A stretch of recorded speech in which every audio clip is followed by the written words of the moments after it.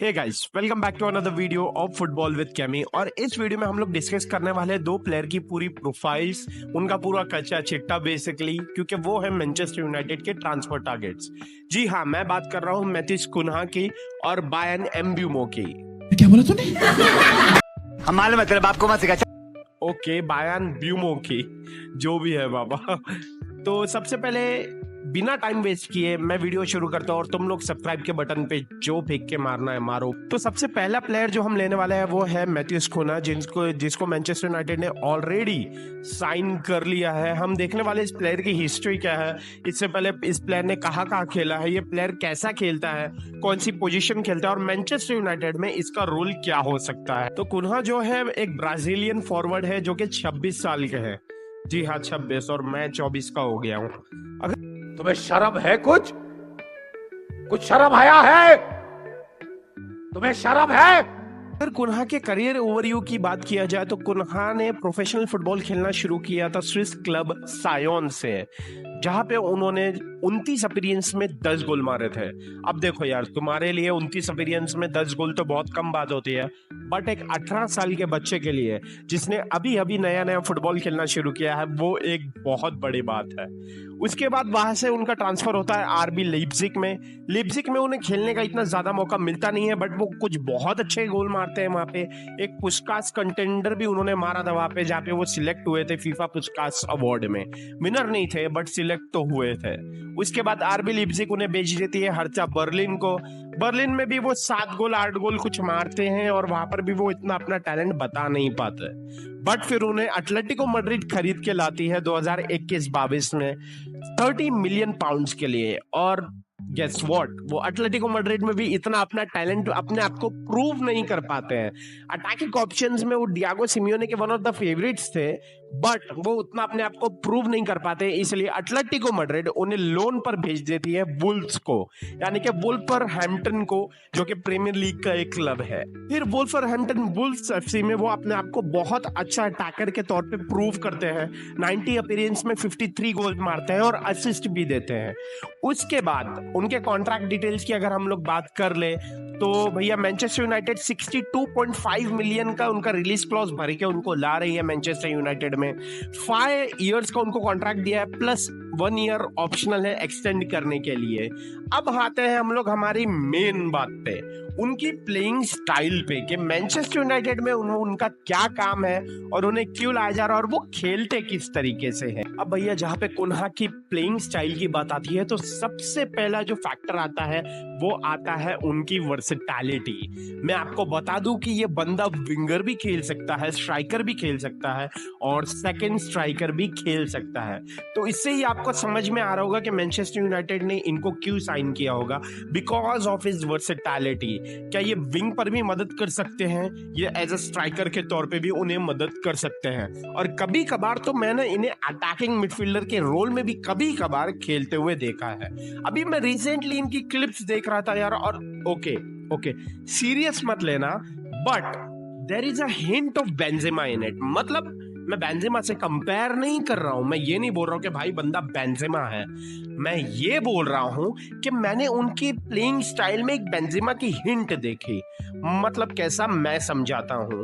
He drops in the spaces, जो खाली spaces होते हैं वो ऊपर से नीचे ड्रॉप करते हैं, वहां से प्यारे प्यारे थ्रू बॉल्स निकालते हैं विंगर्स को, या फिर वहां से वो विंगर्स के साथ कंबाइन करते हैं और डिफेंस में इन बिहाइंड रन्स बहुत अच्छे तरीके से मारते हैं। ये मदद करता है टीम को उनके फाइनल थर्ड में बहुत ज्यादा क्लिनिकल होने के लिए। और एक उनकी जो चीज है वो है उनकी ड्रिबलिंग वर्सेटैलिटी। ड्रिबलिंग वर्सेटैलिटी का मीनिंग क्या होता है मैं तुमको बताता हूं। अगर बंदा 1-on-1 में कोई डिफेंडर के साथ आता है, समझ लो कोई कॉर्नर से भाई कोई काउंटर अटैक हो गया और बंदा आगे खड़ा है और 1-on-1 डिफेंडर के आगे आ गया, तो समझो खेल खत्म है। 1-on-1 में बंदा एक नंबर है, उसकी स्पीड, एजिलिटी सब बढ़िया है, प्लस विजन और क्रिएटिविटी भी उनमें कूट के भरी हुई है। यार अगर तुम लोग बहुत करीब से फुटबॉल देखते हो तो तुम्हें पता होगा कि पिछले सीजन मैथिस कुन्हा ने कितना आतंक मचा के रखा था प्रीमियर लीग में। उनका XG तुम जाकर देख लो, उनके NPG नॉन पेनाल्टी गोल्स तुम जाकर देख लो।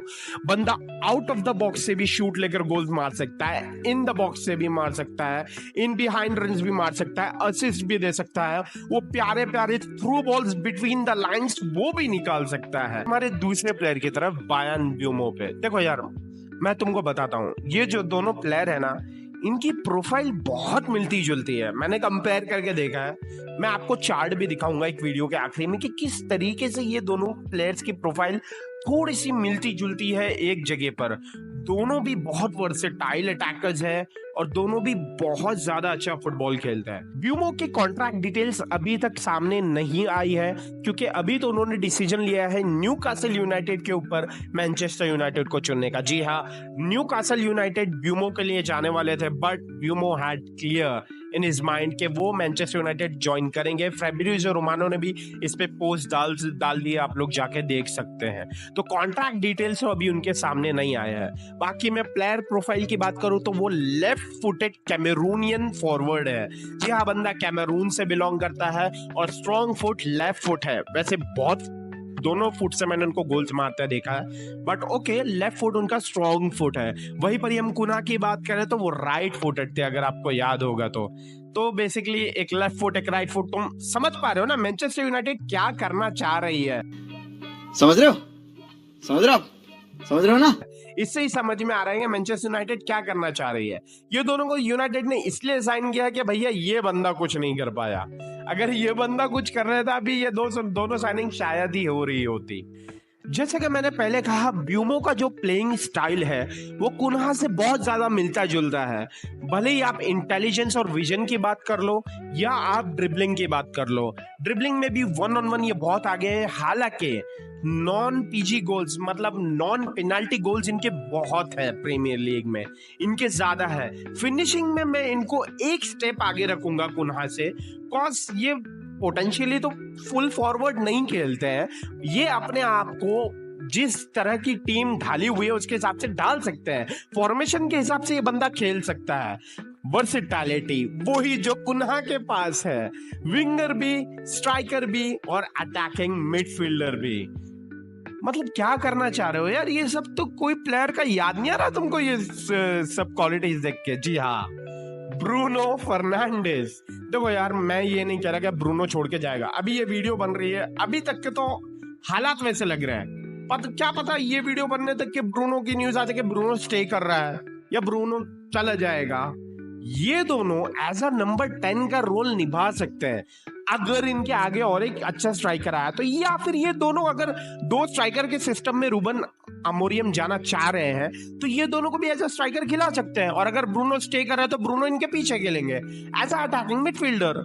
ये भी हो सकता है, बट कहने का मतलब ये है कि ये दोनों मिलके ब्रूनो का जो एग्रीगेट है वो रिक्रिएट कर सकते हैं।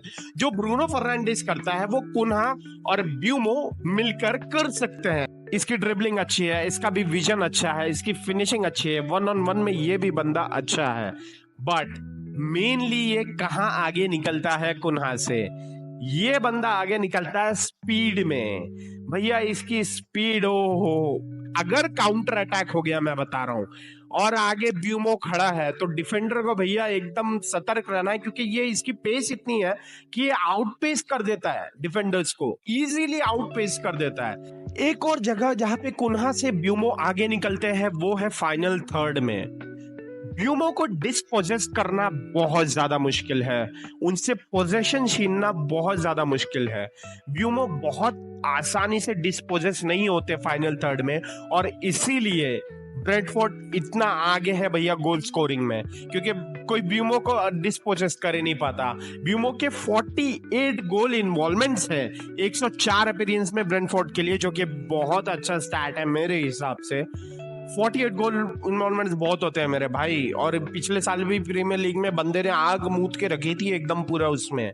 तो बुरा नहीं है, सब बुरा नहीं है। आपको इसके बारे में क्या लगता है प्लीज मुझे कमेंट्स में जरूर बताना। तो ये दोनों कैसा मैनचेस्टर यूनाइटेड पे इफेक्ट करेंगे, आप इसके बारे में क्या सोचते हो मुझे कमेंट्स में जरूर बताना। इस वीडियो में आपको और क्या चाहिए था, मैंने क्या मिस किया, वो भी मुझे कमेंट्स में जरूर बताना यारो। आज के लिए इतना ही रखते हैं, तब तक के लिए थैंक यू, जय हिंद, और सब्सक्राइब करना मत भूलना प्लीज।